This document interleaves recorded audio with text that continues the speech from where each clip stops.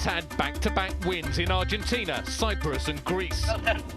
Another one this weekend won't just give Colin McRae a clear lead in the Drivers' Championship, it'll make him the most successful driver of all time, with 24 wins. And he'll make his record-breaking attempt on one of the World Championship's most dramatic events, the Safari Rally in Kenya.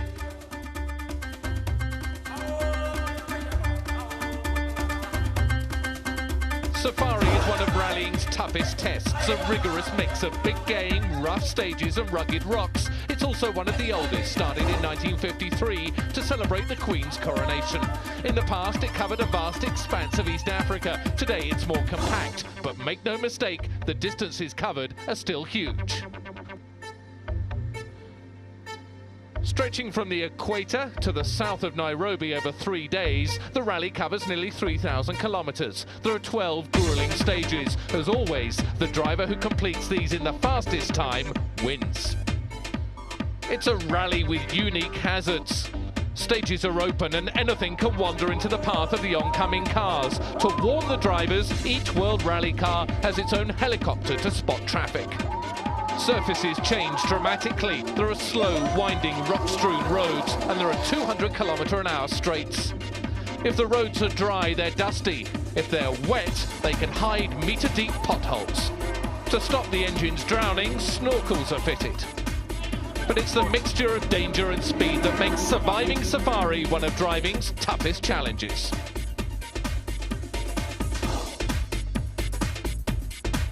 Colin McRae's 3 consecutive wins have taken him from no points to the top of the leaderboard, a position he shares with Tommi Mäkinen. A career best second place for Petter Solberg in Greece raises the Subaru driver to 8th. At the bottom of the manufacturers' standings are Hyundai, who aren't competing here. At the top are Ford, whose recent success has been helped by switching tyres from Michelin to Pirelli. Pirelli have got a great name here. The tyres are pretty bulletproof, and that's what you need on an event like this. So, you know, there's no reason why it shouldn't be any different this year. Competing in his first Safari rally is Ford's Francois Delacour. His teammate Carlos Sainz won it in '92 and knows the conditions better than most. I would say it's rougher than the last 2 years, and especially first and third day, which we are repeating, it's going to be hard on the car. Colin McRae is brimming with confidence, but he's not complacent. It's important to remain as focused as ever. It is very easy to get a bit too relaxed about it, and that's when things start to go wrong. So we're not going to make that mistake. You know, it's business as usual. Richard Burns won't be relaxing either. I don't think you can really enjoy Safari until you get over the finish line of the last stage, because every single section you're driving with your heart in your mouth. You're just waiting for something to go wrong. You can never be sure that you're going to come across the same conditions on the road the whole time. So it's a very, very satisfying rally to finish and to win, because you know that that everything you did before, all the preparation, was perfect. Broken suspension ended Tommi Mäkinen's last Safari rally. He's determined it won't happen again.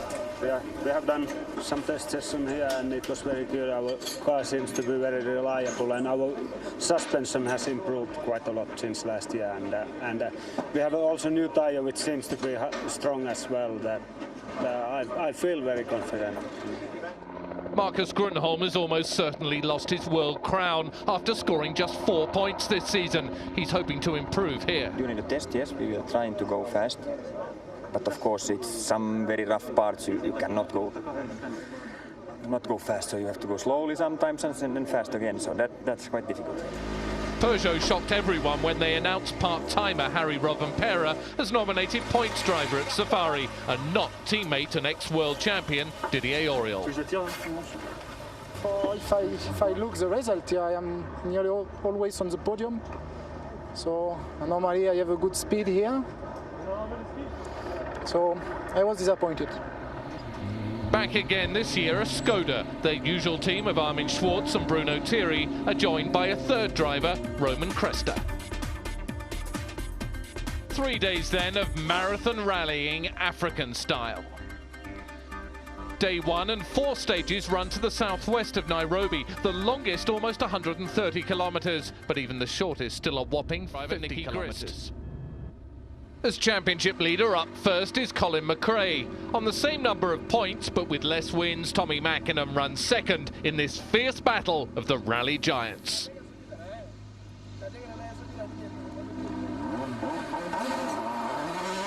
McRae said before the rally that his plan was to finish on the podium and not risk everything for a record-breaking 24th career win. But this is Africa, and there are risks everywhere. Overnight rain have made the roads extraordinarily slippery. And right by the side of the road, a local hazard. Look to the left. Parked by the side of the stage, a broken bus. 150, 6 left over crest and keep left. Handed to Mäkinen as he prepares to launch into the rally, a note warning him of the bus.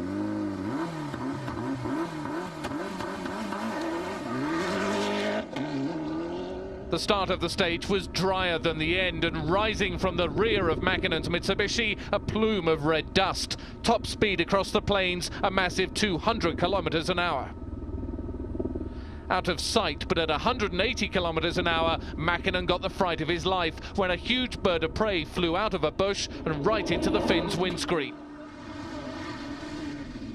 Third on the road, Carlos Sainz, now 10 months without a win. Sainz is a safari veteran, and he knows that anything can happen. Midway through the stage, he points to the front right wheel. We have a buncher, prepárate. Before the car has even stopped, co-driver Luis Moya unstraps the power wrench, ready to change the tyre.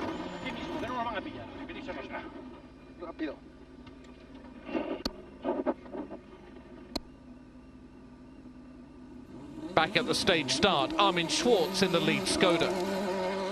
Without a gravel crew, Schwartz didn't have the advantage of knowing what the road ahead was like. But like most teams, he had a helicopter warning him of the hazards ahead. Okay. 250, caution, no pads drop, left seat over opens minus. Absolutely flat out, the undercar protection flapping, Richard Burns knew that only maximum attack would keep him in the championship. Skimming like a stone over a puddle, Burns was on course for a fastest time when his bad luck struck again. Fast left, keep out, and easy left. 40, flat left. 60, gets rougher. Struts come out, yeah. Medium left plus narrow. Nigel, the struts come out completely. You say the strut's broken? His suspension broken, Burns was out of the rally and almost certainly out of the championship race.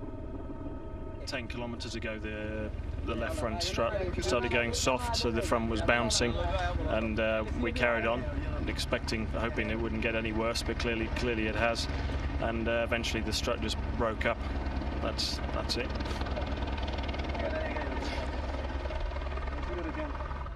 Back with McRae at full tilt into the finish, but the stage end and the time control are so close together that he overshoots. His time, third fastest. Mäkinen too overcooks it into the finish. His time, second fastest.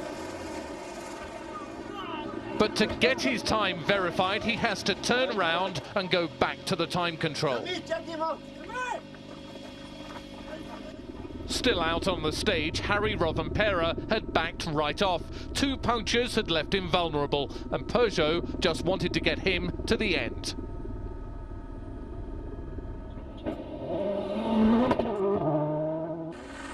Deposed by Rovanperä as Peugeot's second point scorer, Didier Auriol had a point to prove, but any dreams were dashed by broken steering, suspension, and a small fire.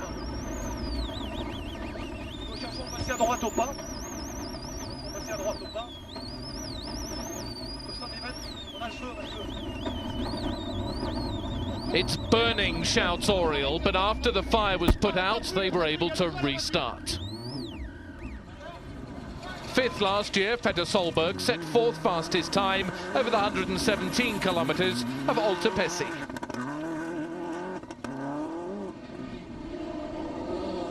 World champion Marcus Grönholm had a trouble-free run to 6th fastest time. But the surprise stage winner was Armin Schwarz. This was the first time that Skoda had ever led a World Championship rally.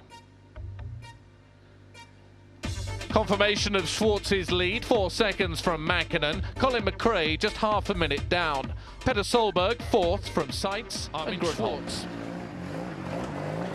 We took it quite fast, but I still tried to save the car as much as possible. But you know how it is, you miss one bump and that's it. So I hope we have also the luck on our side.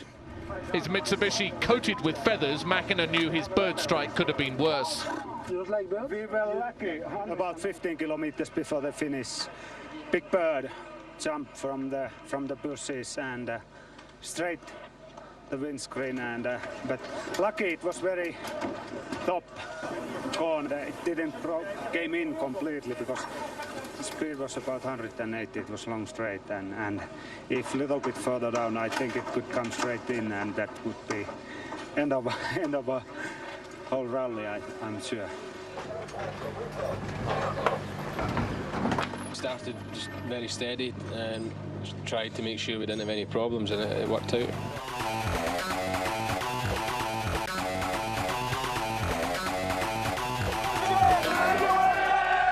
Colin McRae won the World Championship in 1995.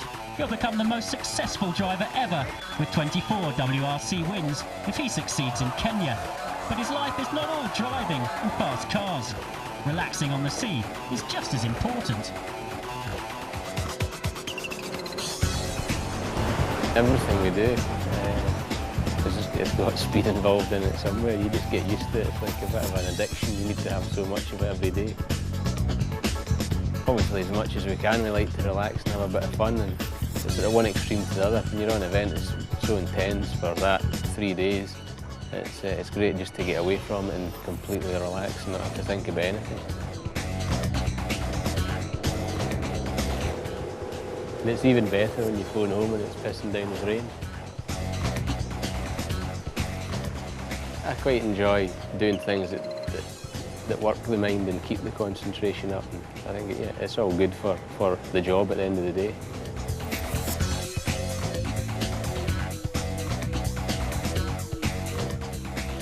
Like you said, just chill out, but time to splash.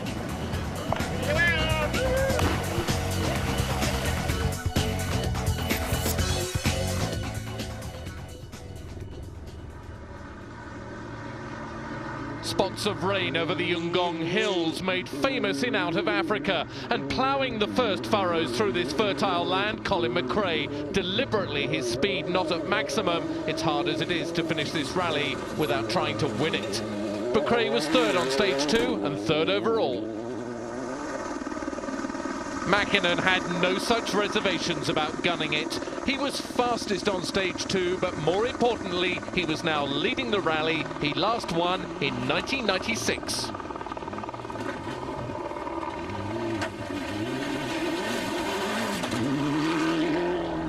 At over 150 kilometers an hour into a blind crest, Carlos Sainz taps the brakes and launches into the African skies.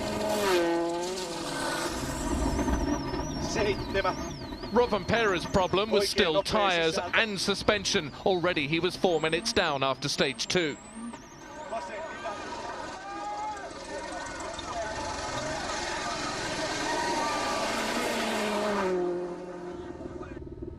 If the bus on stage 1 wasn't bad enough for Colin McRae, Delacour got the fright of his life on stage 2. And so too did the driver of this saloon car.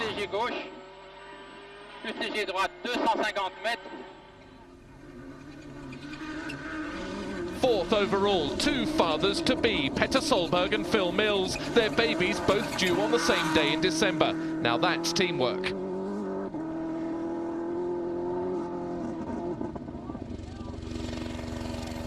After his triple whammy of bad luck on stage 1, Didier Auriol was back to full speed.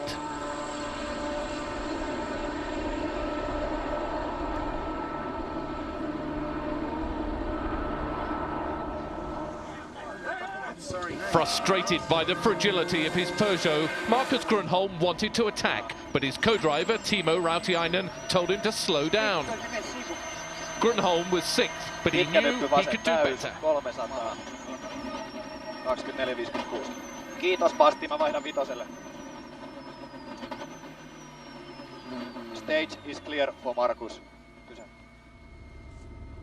Hopes of holding on to the lead for a second stage were not to be for Armin Schwarz. Sixth quickest on stage 2, dropped into second and only 7 seconds ahead of Colin McRae.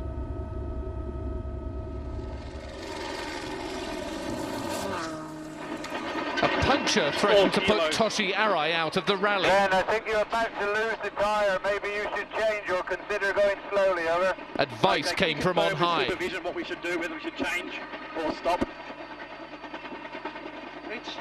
His helicopter crew telling him to pull over.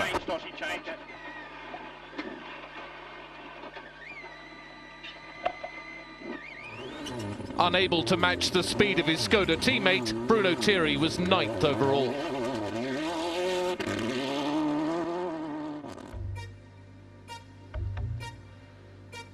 So after stage 2, Mäkinen now leading by almost half a minute from Armin Schwarz. Colin McRae not far off. Petter Solberg, then Seitz, and Markus Grönholm in 6th. I'm happy we're driving safely at the moment. It doesn't mean to say you still can't get caught out, but we're going as safely as possible. Tommi Mäkinen had made the best of the conditions to take the lead. Slippy and very tricky. Stones, sharp stones, and spectators in dangerous places. Carlos Sainz was lucky to make it back to base.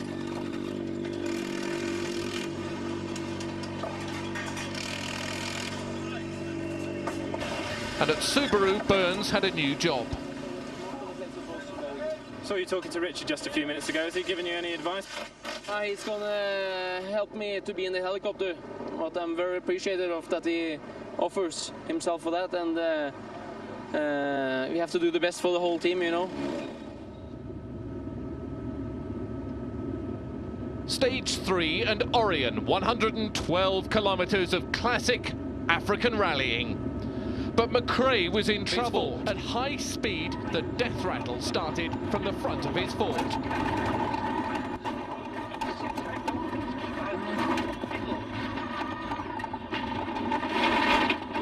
Something broken in the steer part, and I don't know what it is. Right, okay. A voltage sheared off the steering. McRae and Grist tried to fix it. It's pulled out of the steering rack at the ball joint. As in Monte Carlo, Mäkinen passes the stricken McRae.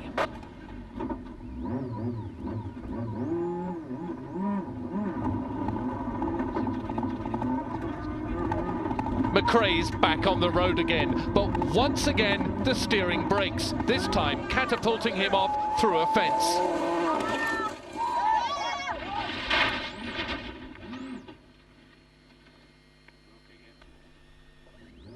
Broken again, Martin. Yeah, I see that. McRae decides there's only one way out.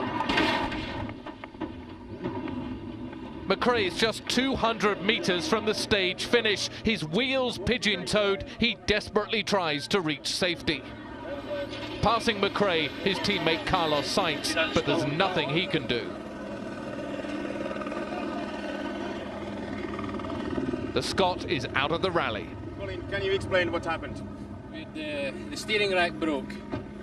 We repaired it, and then it broke again at the finish. We went through the fence here, and then now the clutch is broken, trying to get out the stage. Mäkinen passed McRae when he first went off. Now he was out on his own at the front of the rally. For us, it was no problem at all. The car worked very well. Tires seems to be strong again, and I'm very happy. Sensing that, like McRae, he could come away from this rally with 24 career wins and a place in history, stage winner was Carlos Sainz, but only after 2 brushes with the local wildlife.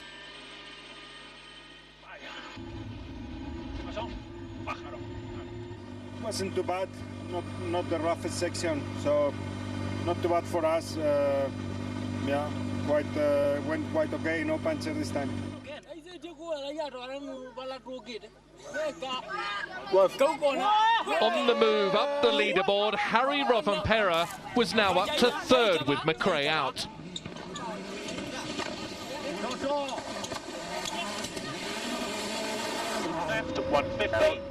His suspension broken, Petter Solberg had to slow down and let Didier Auriol past in the Peugeot.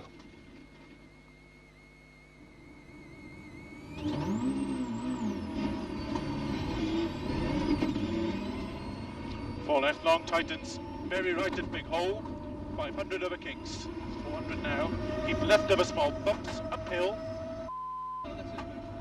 Sorry?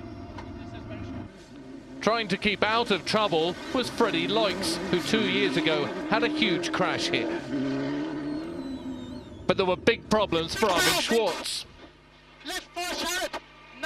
Well, here I hit a bump, and then the steering wheel hit into my hand quite badly, and now everything is a bit big. At almost 200 kilometers an hour, Freddie Loix gets the shock of his life. Lying across the road is Didier Auriol's Peugeot on its side and ablaze. He stops to make sure they're all right. They are, so he continues. Teammate Marcus Grönholm provided his own fireworks. Again, you see it. He arrives too fast into the dip, gets out of shape, trying to avoid the rocks.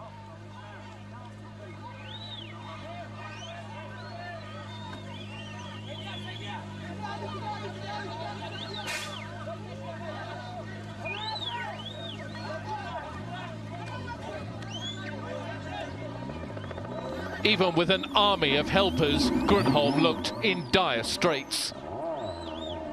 He made it a kilometre down the road, then retired. I came a little bit too fast to one place, and there was a big stone I tried to avoid. And then I get sideways and into the bridge, and I had a spin. It was a concrete, and it smashed this steering arm.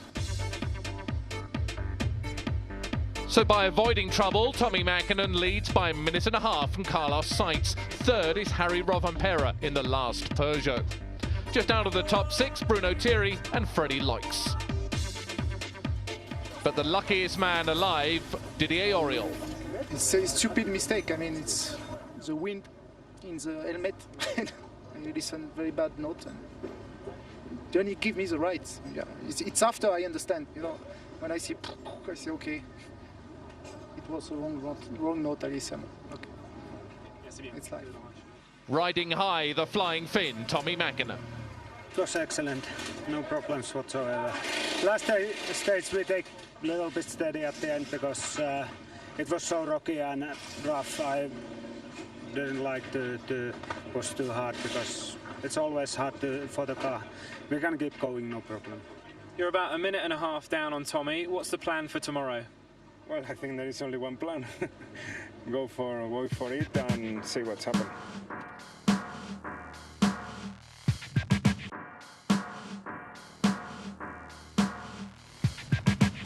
Every rally required setup changes to the cars, but at the Safari, these modifications are a little more extreme.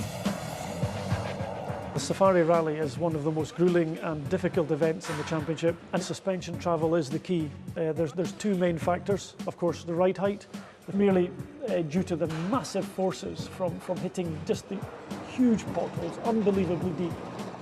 The special items used for Safari Rally, we can start here, which is the wing light mount. The idea being it's very, very intense. When the local people see this coming, they know a rally car is on its way, and they move the hell out of the way. Moving on to the rhubar, as we call it. This is hopefully moving a few items out of the way that the sump guard may have to deal with. The purpose of the snorkel is to allow deep river crossings. So this is mounted on the car, rather like this. We can experience river crossings up to 0.5 metre deep. The rally will not be cancelled. It would run through sections like that as long as the rest of the road is passable. And as far as we're concerned, really one of the world's last great road races.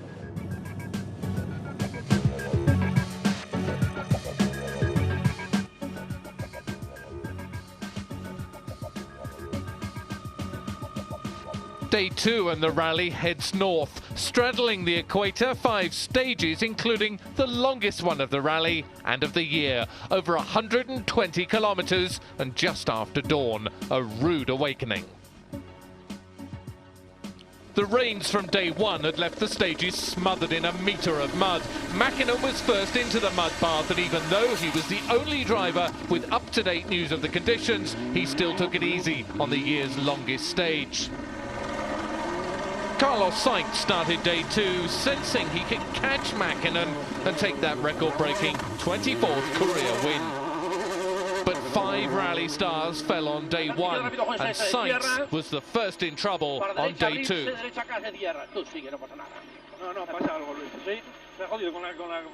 Something is wrong, Pepe. For the second rally in a row, his engine shows signs of trouble. Oil pressure.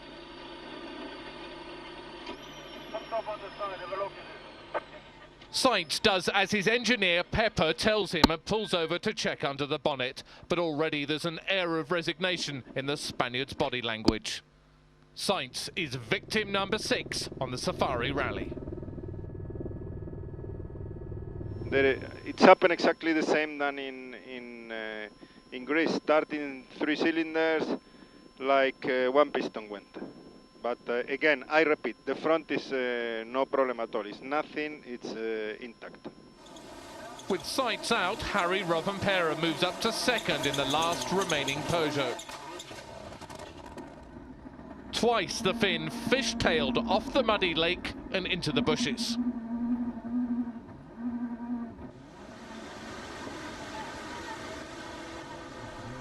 Streams were now raging torrents. The worry now was of flash floods, but Petter Solberg didn't hang about long enough in the river crossing. Everything bad that could happen did happen to Francois Delacour on stage 5. He lost his windscreen washer, crashed into a bridge, had a puncture, damaged a drive shaft and lost 6 minutes. After a grueling 124 kilometres, drivers were just happy to reach the end. Tommy, how was the longest stage in the World Rally Championship? Very hard. It was full of water. It was so bad from the start. It was really 200, 300 meters full of water. It was a bit slippy. I went 2 times off because rear pushing too much, and I not can going inside the water, and muddy is all the time dry spinning, and that is very difficult. We talked to the team this morning. It's just to be very careful and drive, because we can have a very good results now without driving like an idiot. George, this rally is more of a war of attrition than a motor race. This is Safari Rally. 16 years I've been coming here, it's always the same. I've never seen conditions like it, and the way that the state that the cars are coming into here with the muck and the water and everything that's getting into the intake system, I'm sure that all the cars are the same. I still think the rally's a long way from over. In this part of Africa, time has virtually stood still. Sadly, on the Safari, there's not much time for game viewing. Compared with stage 5 at 84 kilometres, stage 6 was a sprint by Safari standards. After the frustrations of the previous stage, Mäkinen decided to pick up the pace on Mubarak, the first time a closed stage has been used on the Safari.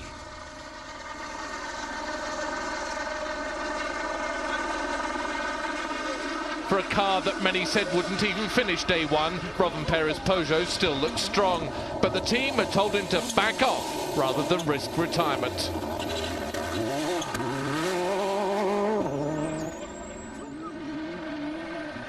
Armin Schwartz never looked likely to set another fastest stage time, but he was 3rd quickest, cementing 4th overall.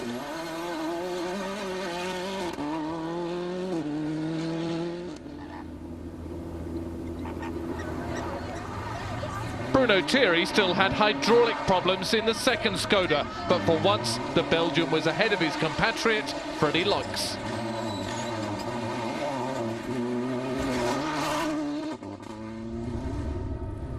With 6 works drivers out and only 7 remaining, into the frame came Gabriel Pozzo from Argentina, clear leader in the World Championship for standard cars. He's got him back into the battle. Freddie Leutz's Mitsubishi survived an exhaust fire, but the team got him back into the battle, albeit on 3 cylinders and still with a misfire.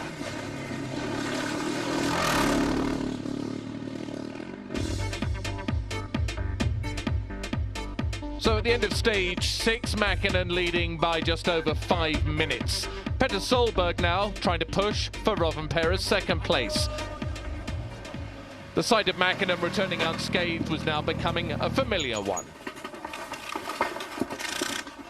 So far everything has been good and the car is still in good condition. We haven't pushed too hard to break it. I don't see any difficulties at the moment.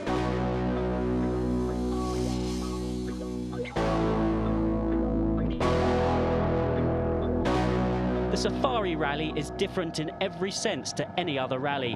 One of the most dramatic differences is that every WRC car has a helicopter with it. Helicopters are crucial. We won't be able to run the rally without helicopters because it's an open road rally, first of all. When they reach speeds up to 240 kph and you expect to find other vehicles and things coming around the bend, it's a bit fraught. Sometimes it's very difficult because in the States you have a lot of things you need heard all the time with co-driver and sometimes with helicopter and co-driver at the same time. It is very important you not lose what co-driver say.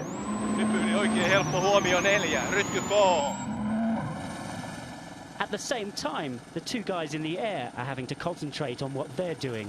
Our main job is to notice if there are any traffic. And that includes other competitors. Of the Skoda. Next comes animals. As you know, in Kenya there can be a lot of animals. And a lot of helicopters, up to 18 in the air and on the ground at any one time.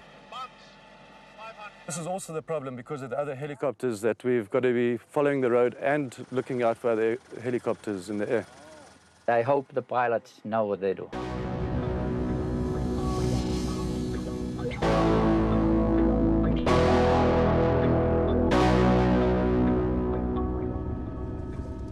When the Safari comes to town, everything stops. Stage 7 and another short stage, this time down into the Rift Valley at Nayaru. Again, Mäkinen took it easy, dropping almost 50 seconds. Rovanpera, though, was caught between a rock and a hard place, told to slow and wanting to speed, even on the knife edge.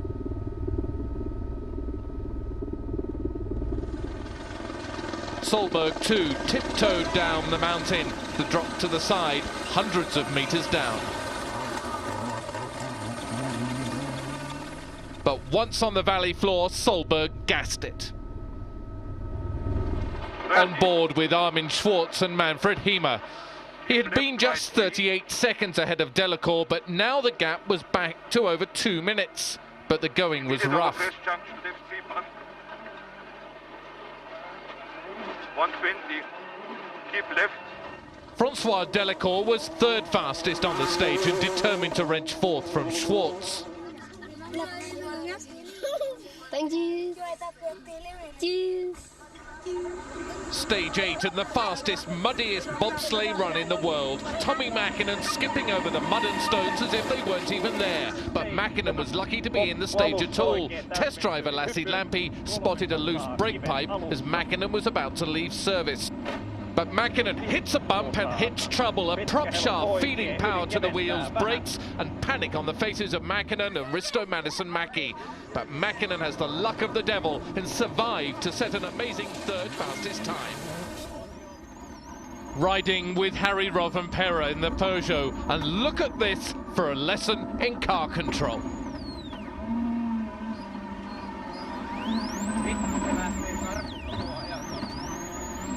Petter Solberg was fastest on the stage and now just 3 minutes behind Rovanpera. With Delacour breathing down his neck, Armin Schwartz didn't hang about. Chucking his Skoda into the mud bath, he risked everything to hold on to 4th.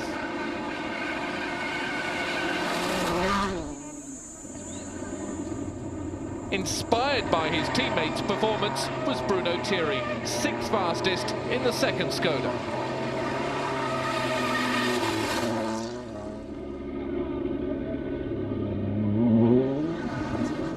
Sounding worse than ever, Freddie Loix's Mitsubishi was in desperate need of surgery. Mitsubishi decided to take their time at service and repair Loix's car once and for all, despite incurring time penalties. George, can you just explain to us what's happening behind?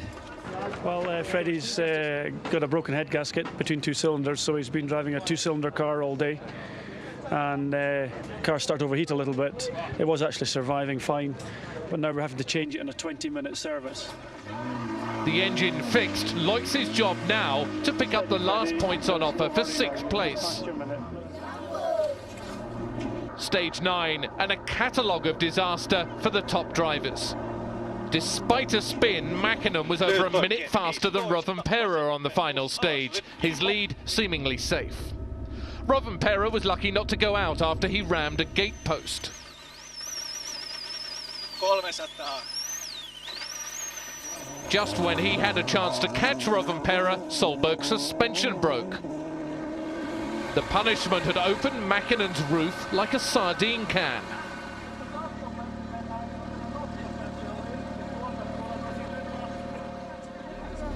No problems for tomorrow, hopefully now.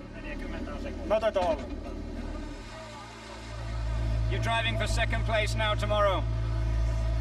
Yes, I think so. I don't know how much we lose, but less than 1 minute, sure. We will see tomorrow. So at the end of day 2, Mäkinen's lead now 6 minutes from Rovanperä. Solberg needs a disaster for the top 2 to finish higher than 3rd.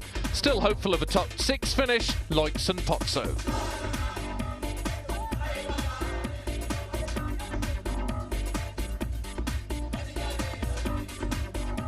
...351 kilometres and 4 stages to go. All repeats of those on day 1, based at Whistling Thorns.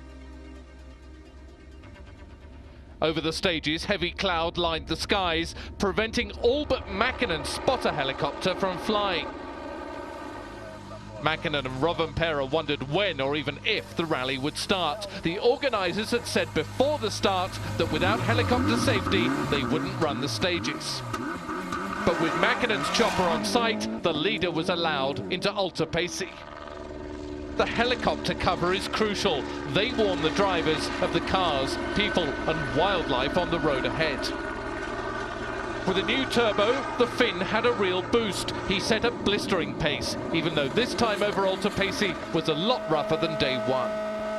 Back at the start, there was still no sign of Rovanperä's eye in the sky, so the organisers offered their safety helicopter as his guardian angel.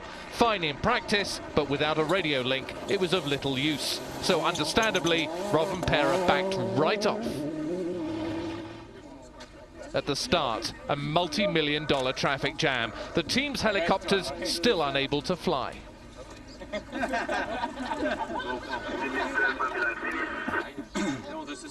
They want us to start with just the safety helicopter above us. Forget it. It was agreed that we all have a helicopter and that's the team. We wait for 1 hour and 15 minutes now. Our helicopter is on the ground between Naivasha and stage 2. Breaking ranks, Francois Delacour is ordered into action by his team. We had a meeting the day before the rally and everybody, all teams and all drivers agree that we don't go into any section without a helicopter. And now they changed the regulation that the stewards say we have to go, and I think that for a safety point is not correct. Against his better judgment, Schwartz takes the start as well, his fingers crossed that the road would be clear. Stage 10 turned out to be a car breaker. Francois Delacour had a puncture and damaged a prop shaft. Just after the start, Freddie Loix's turbo blew. The same problem Mäkinen had on the overnight road section, but Loix did not have the luck of it happening on an untimed part of the rally. Loix and Smeets had no option but to pull over and try and fix it.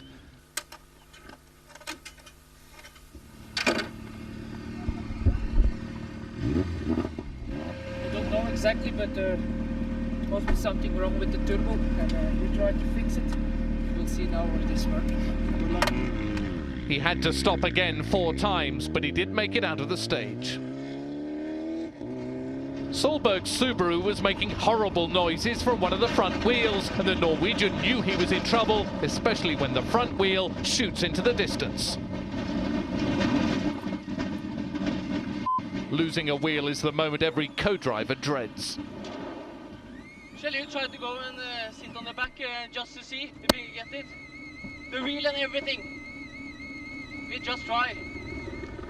Midway through the stage, Schwartz's heart leapt into his mouth as out of sight he almost had a head-on collision with a Kenyan car.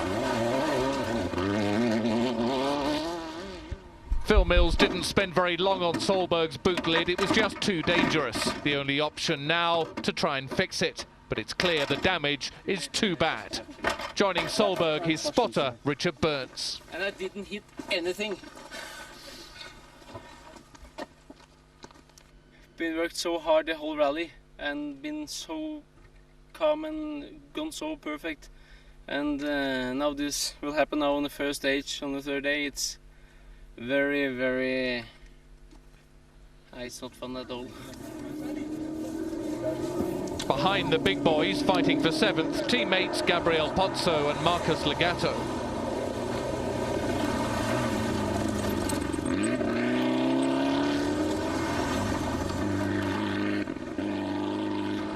Even without his helicopter, Armin Schwartz made it to the end of the stage, but he wasn't happy. It pissed me off.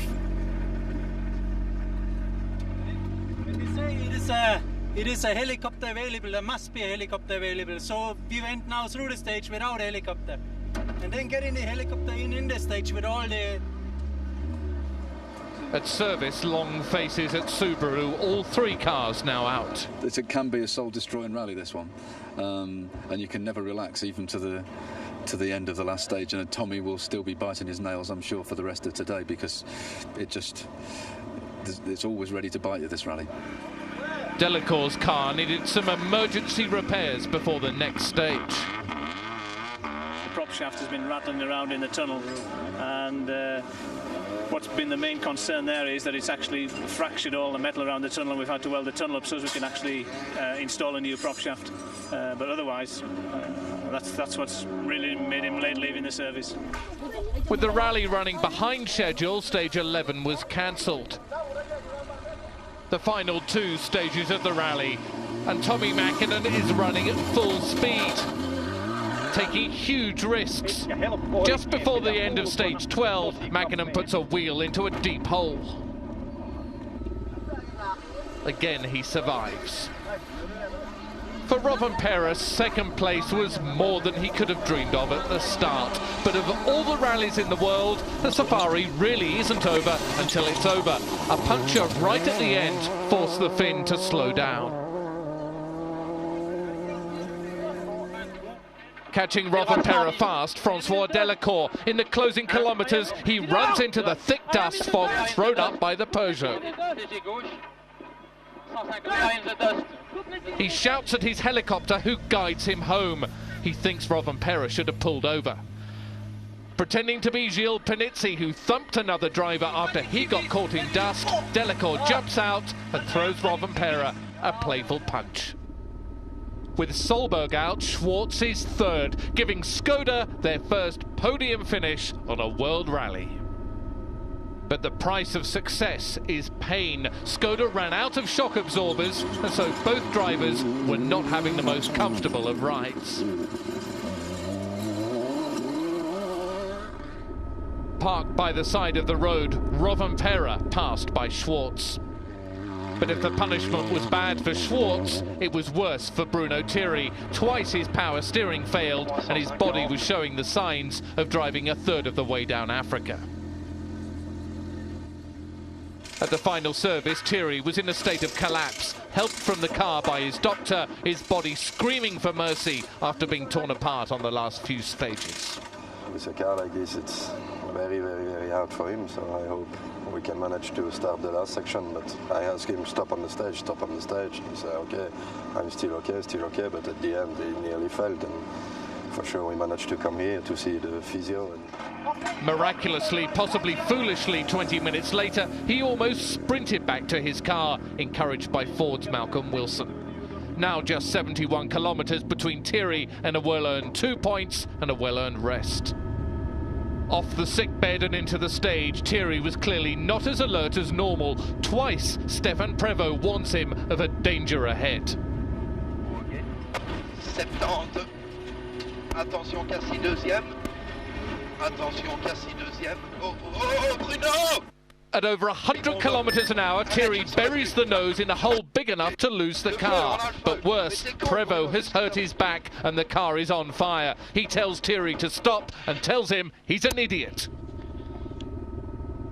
In an instant, help is on hand. Prévost has really hurt his back. A helicopter is waiting to fly him to a military hospital in Nairobi. For Thierry, the pain is mental, not physical. Maybe I misunderstand the distance for this ditch.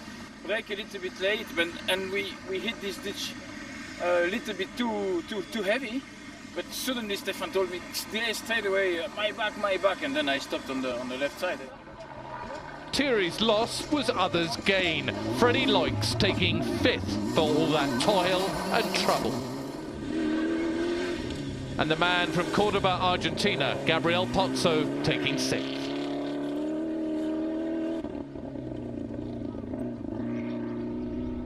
Between Mäkinen and his 23rd career win, more ruts and more mud. The final few metres, and Mäkinen crosses the line, winner of the 49th Safari Rally. Not that you'd know it from the look on his face.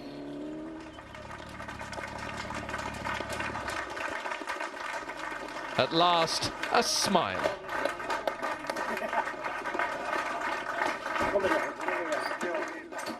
Tommy, winner of the 2001 Safari Rally. Yeah, it was good rally for us, no bigger problems whatsoever. And so finally, Michelin made incredible work. We had no tire problems at all, and car was working well. Very close. You made a lot of people happy here at the Peugeot management. No, that absolutely, and we also, because that is necessary coming good result in this rally and hard rally anyway, and we know his car is strong and we can do a good job. The first ever podium for Skoda. No, I'm very delighted. I mean, I said it earlier on. It's quite easy to say afterwards, well, that's what we thought we can do, but to come here and say that's what we want to do, and then finish third, I mean, then it was really good. It is like I can't speak. It is like the boy gift or something when you are given some very nice present or something. It was what I was dreaming for 30 years. Sorry. Just 15 finishers from 41 starters, and first home Tommi Mäkinen. Behind Rovanperä, that best ever result for Skoda. And first time out, 4th for Delacour. Mäkinen's win puts him 10 points clear of McRae. Rovanperä edges ahead of Burns. And thanks to Delacour, Ford the only team with 3 drivers in the top 6. In the manufacturers, 1st and 5th for Mitsubishi put them in front of Ford. Skoda increased their gap to Hyundai. So Tommi Mäkinen's first win in Africa for 5 years. That puts him level with Carlos Sainz, Colin McRae and Juha Kankkunen, 23 career wins each.